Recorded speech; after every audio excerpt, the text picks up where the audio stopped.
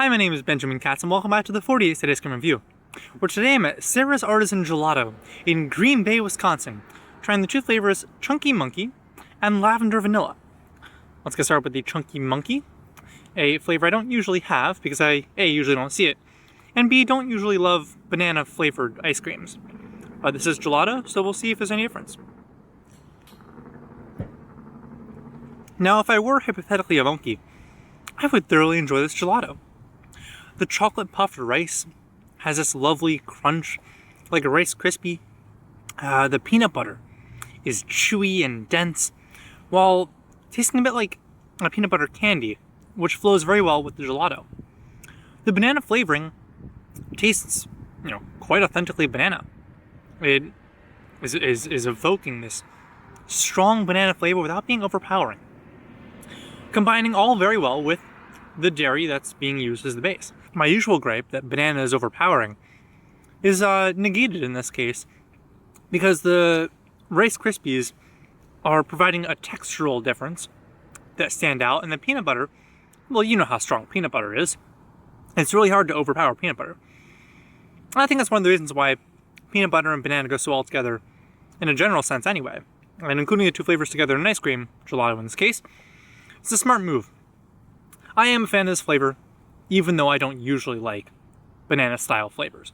Okay, let's reset the palate. Let's go from the bold flavor of banana and peanut butter to the subtle flavors of vanilla and lavender, and see what happens. Alright, so what I've learned today is that my girl Sara is not a fan of subtlety. This is a punch to the face of lavender with a good aftertaste of the vanilla. It tastes a bit like perfume. Respectfully, I think the way perfume smells feels like it should taste good.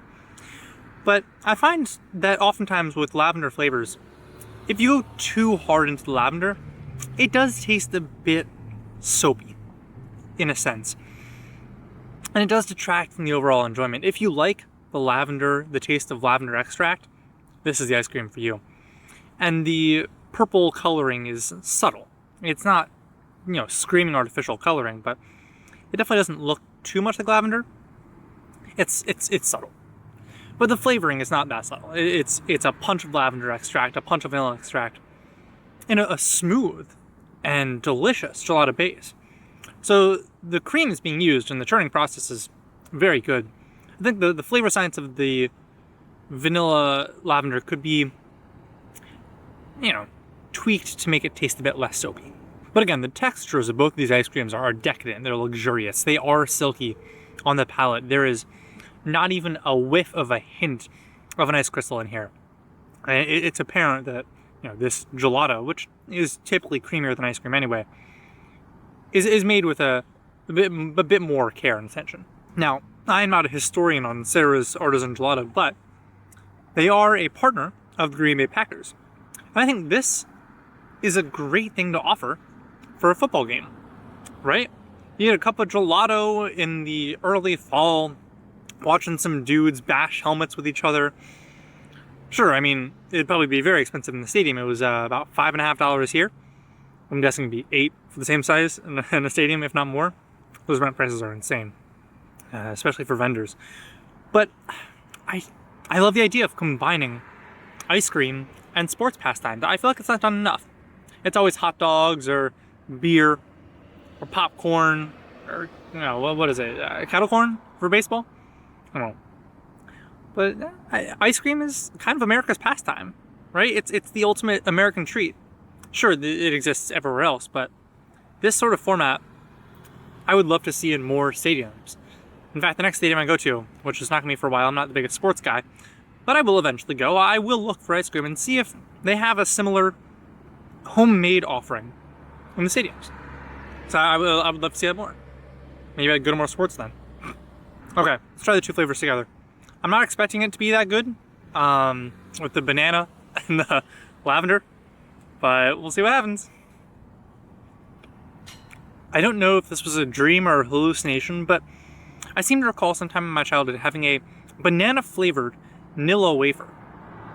That's kind of what this tastes like if you also spread a layer of peanut butter on it. So it's not bad. Actually, it's pretty good. I think the combination offers, a way to counteract a lot of the overwhelming lavender aspects of the vanilla lavender. And it adds a bit more subtlety to an otherwise overpowering banana flavor. And the peanut butter on top just creates the perfect end note to finish it all off. I'm a fan of this combination.